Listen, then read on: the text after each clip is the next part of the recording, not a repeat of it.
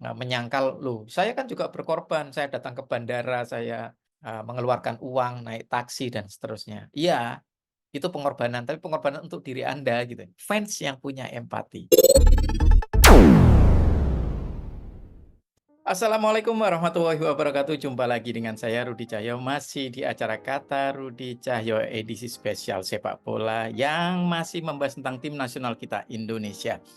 Dan hari ini saya akan membahas tentang berita terbaru, fenomena terbaru, atau kalau nggak bilang berita boleh dibilang fenomena.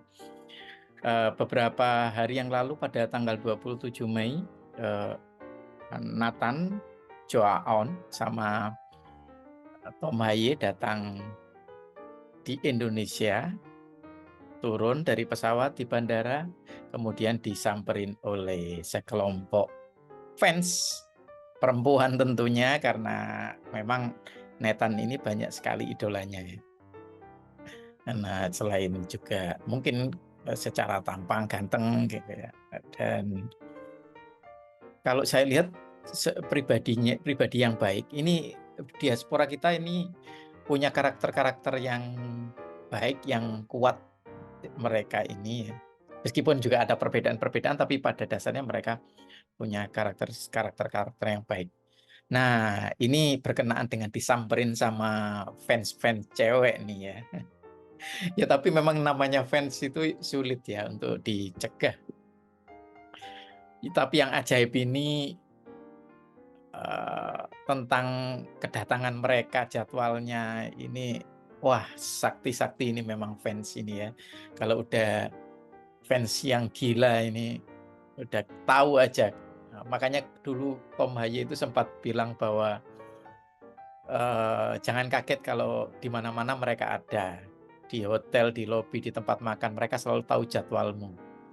Nah itu yang satu sisi mungkin di pertemuan pertama, kedua, atau kunjungan pertama, kunjungan kedua ke Indonesia, disamperin fans, atau mungkin sesekali juga terjebak di antara mereka. Kata Tom Haye, "Kalau kamu terjebak di antara mereka bisa selamanya, kamu tidak bisa keluar dari situ," gitu ya.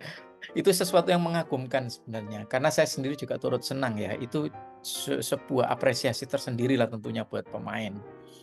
Karena pemain merasa bahwa mereka disupport, mereka dikagumi, itu kesenangan tersendiri. Tetapi pengagum itu macam-macam ya, fans itu macam-macam, karakteristik sifatnya macam-macam. Saya kagum sekali dengan timnas kita yang sekarang ini ya, karena bahkan fansnya atau pengagumnya itu tidak hanya orang yang suka bola, bahkan yang tidak tahu tentang bola pun, tidak mengamati tentang perkembangan sepak bola kita juga bisa ngefans sama timnas. Karena apa? Karena pemainnya, karena personilnya. Ini di beberapa video yang lalu juga saya bahas tentang rekomendasi pemain karena suka atau pingin pemain ini yang main karena suka terhadap dia. Sukanya kenapa? Ya ada mulai dari alasan paling bawah yaitu karena tampan, ganteng, gagah kayak begitu. Sampai pada alasan karena, performa tim. Nah, masalahnya fans kita itu bervariasi, maka ada banyak kekaguman yang didasari oleh alasan yang berbeda-beda tersebut. Ya ada yang karena suka karena tampan, ganteng, macho, keren, atau karena pribadi pemainnya baik gitu ya.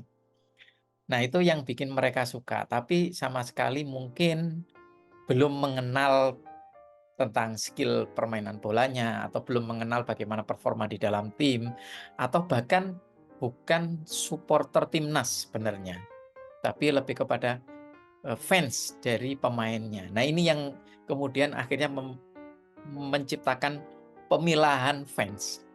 Jadi ada fans yang memang ngerti bola, masuk ke dalam kelompok supporter ini sebagai penggemar bola, ada juga yang masuk ke dalam kelompok supporter ini sebagai fans dari pemain bola. Jadi fans pemain bola belum tentu mengerti atau suka bola. Nah ini, sehingga kemudian, fans-fans yang semacam ini kadang memperlakukan, idolanya itu dengan cara sesuai bagaimana dia menyukai. Pokoknya yang jadi pusatnya dia. Dia senang ya sudah, dia lakukan apapun untuk idolanya. Oke, sejauh sampai pada mensupport, ngasih barang, merchandise, ya, ngasih oleh-oleh gitu, itu sangat mensupport dan sangat mengapresiasi. Tetapi sebagaimana idola pada umumnya, tidak hanya di bidang olahraga atau sepak bola, tetapi mungkin artis, ya, artis-artis secara umum, baik itu pemain film atau penyanyi, musisi, itu mereka sendiri aja ada area-area personal, ada batas-batasnya, di mana suatu waktu mereka akan merasa terganggu, ya. Kalau secara humanity-nya begitu ya. Tetapi selama mereka paham atau menyadari bahwa mereka adalah public figure, ya di dalam hatinya mereka terganggu. Tetapi mungkin mereka akan mengelola atau mengatur bagaimana bereaksi. Sehingga memang terkesan kalau kita amati dari luar, mereka baik-baik saja. Karena ya bagaimanapun juga mereka tahu mereka dikagumi, mereka punya pendukung, dan pengagum atau pendukung ini kan harus direspon secara baik ya. Karena mereka memperlakukan si idola ini dengan cara baik. Termasuk juga Nethan atau mungkin Hapner, Haye, Itses, semuanya itu punya pengagum, punya penggemar, dan kemudian pasti mereka memperlakukan penggemar itu dengan cara baik. Nah, perlakuan yang baik ini teman-teman, kalau kita melihat dari sisi humanity-nya, belum tentu mereka tidak terganggu. Nah, ini yang perlu hati-hati. Bagaimanapun juga, kalau mau jadi fans yang peka soal humanity itu, maka teman-teman perlu memposisikan dirinya kalau di posisi seperti mereka, atau di posisi mereka misalnya baru datang dari sekian jam penerbangan, baru mendarat kemudian disamperin dengan berbagai permintaan ini itu ya, itu belum tentu mereka juga dalam posisi yang nyaman.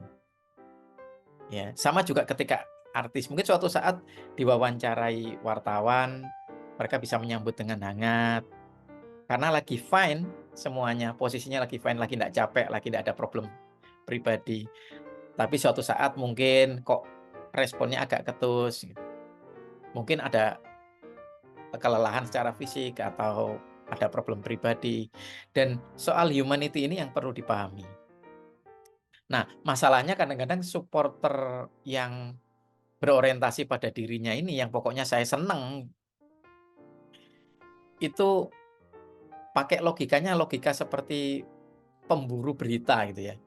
Karena mungkin seorang pemburu berita itu nggak akan, atau kemungkinan untuk mendapatkan kesempatan lagi yang seperti itu kecil, sehingga dia harus mencari tahu kapan jadwalnya si artis ini, sehingga tiba-tiba si pemburu beritanya ada di situ. Tapi bagaimanapun juga, bahkan seorang pemburu berita atau wartawan, itu mereka pun paham kode etik. Ya. Nah, hanya saja masalah fans ini memang kode etiknya fans kayak apa. Nah, itu yang kembali lagi diletakkan pada humanity-nya tadi, pada bagaimana ketika dia posisi baru datang, sekian jam penerbangan, atau mungkin habis berlatih atau habis bertanding, ketika lelah, mungkin mereka hanya punya durasi yang pendek, setelah itu mereka harus istirahat. Nah, itu yang perlu dipahami. Kalau si penggemar ini, si fans ini memang benar-benar suka sama idolanya, maka harusnya bisa menempatkan posisinya dia pada posisi penggemar itu. Artinya ada empatinya. Jadi kalau benar-benar suka, sertai dengan empati.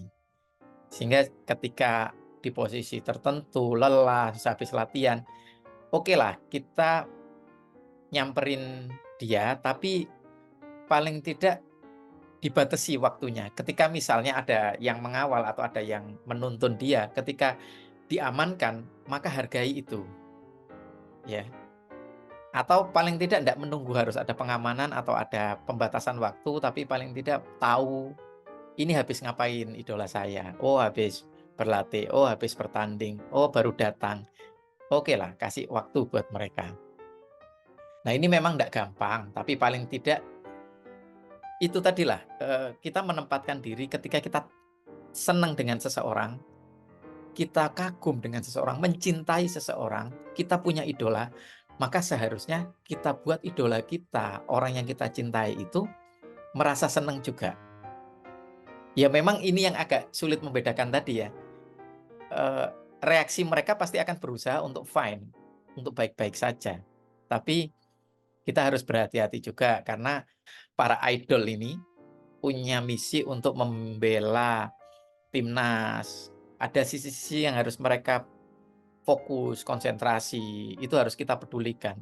Kalau kita peduli mencintai si idol ini, si idola kita ini, maka kita harus peduli kepada kehidupan dan misinya dia juga. Misinya apa sebenarnya datang ke Indonesia? Adalah untuk bertanding, untuk membuat hasil positif untuk timnas Indonesia.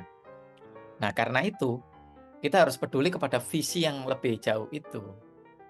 Jadi sesekali berikan privasi waktu mereka untuk istirahat dan seterusnya. Dan itu akan membuat mereka nyaman di Indonesia, mereka sering datang ke Indonesia. Ketika sering, para fans ini juga akan sering bertemu mereka kan, tapi tentunya dengan menghargai privasi-privasi mereka.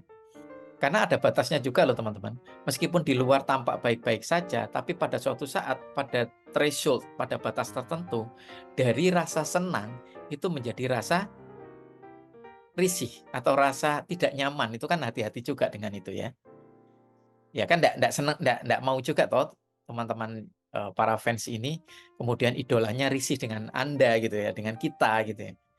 Kan enggak mau juga. Ya buat mereka nyaman sehingga mereka ketemu kita pun juga nyaman gitu. Ketika memang dimungkinkan untuk ada sesi-sesi tertentu yang membuat kita bisa ketemu, ya di sesi itu dimanfaatkan kayak gitu. Ya memang agak sulit, tapi kalau kita senang pada seorang idol, maka kita ya sedikit harus berkorban. Berkorban dalam artian bukan kemanapun dia datang kita berkorban mengeluarkan dana, tenaga untuk ngikutin dia. Itu malah bisa jadi pengorbanan yang berorientasi pada pribadi kita, pada kepentingan kita secara individu. Harusnya berkorban itu juga untuk kepentingan idolnya.